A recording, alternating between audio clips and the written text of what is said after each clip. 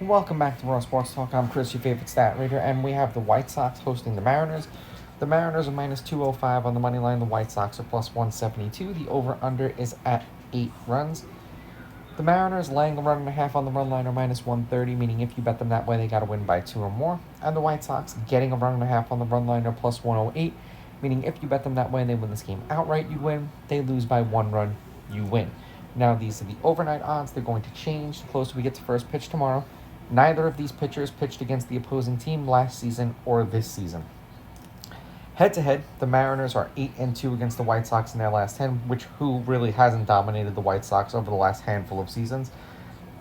The Mariners are on a 3-game winning streak. The road team is on a 4-game winning streak. The road team is 6-4. The favorite has won the last 3 games they played against each other on the money line. The favorite is 8-2 on the money line. The favorite winning by multiple runs, laying a run and a half, is 6-4. There have been 4 one-run games in their last 10. The over is hit in their last 3 games. The over is 6-3-1, and the over at 8 is 7-3 in their last 10 games. As far as lineups and weather go, for this game, it is supposed to be, for the Mariners, Crawford, Polanco, Rodriguez, Raleigh, Arozarena, Tellez, Taveras, Moore, and Williamson. And then for the White Sox, Medrath, Vargo, Caro, Robert, Vaughn, Palacios, Sosa, Rojas, and Baldwin. 53 degrees, 15-mile-an-hour winds from the left to the right, and a 10% chance of rain. The Mariners 3-2 in Castillo's last 5 starts. They've lost his last 2 starts. 5 1/3 innings pitched, 5.6 hits, 2 earned runs, 4.2 strikeouts, 2 walks, 0.2 home runs, 93.4 pitches per game, 16.9 pitches per inning.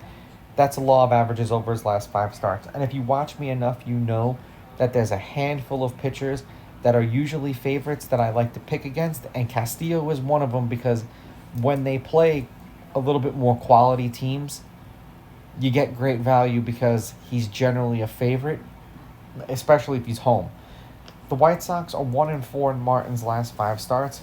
5 innings pitched, 6.6 hits, 2.8 runs, 2.4 of which were earned, 3.6 strikeouts, 1 walk per game, 0.8 home runs per game, 89.4 pitches per game, 17.2 pitches per inning. That's a law of averages over his last 5 starts.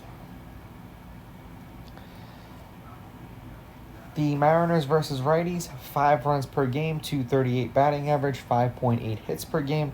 The White Sox versus righties, 3.4 runs per game, 215 batting average, 5 hits per game. As far as the Mariners are 5-5 in their last 10. The over-under is 5-5. They're on a 3-game winning streak. 5 runs, 6 runs, 5 runs, 7 runs. 2 runs and a loss, and then they swept the Padres in San Diego. 5 runs and a win, 4 runs and a win, 6 runs and a win, and they allowed 1 run per game. Now, you'd think that because they're steamrolling, then they're going to go to Chicago, that they're going to do the same thing. And this is where I would not be surprised if what happens. The White Sox are 4-6 in their last 10. The under's 5-4-1. They're on a 4-game losing streak. 8 runs, 16 runs, 10 runs, 8 runs. 1 run and a loss, 3 runs and a loss, 3 runs and a loss, 2 runs and a loss. Now, they were basically home because they were playing the Cubs. So, realistically speaking, the Mariners should win this game, and the Mariners should win this game convincingly. I'm just not sold with Castillo on the mound that they're going to do so. So this is going to be one of those rare times where I'm going to take a shot with the White Sox here, especially being that the Mariners have to travel from LA to Chicago. I'm going to take the White Sox on the money line. The White Sox getting the runs, and I'll go under.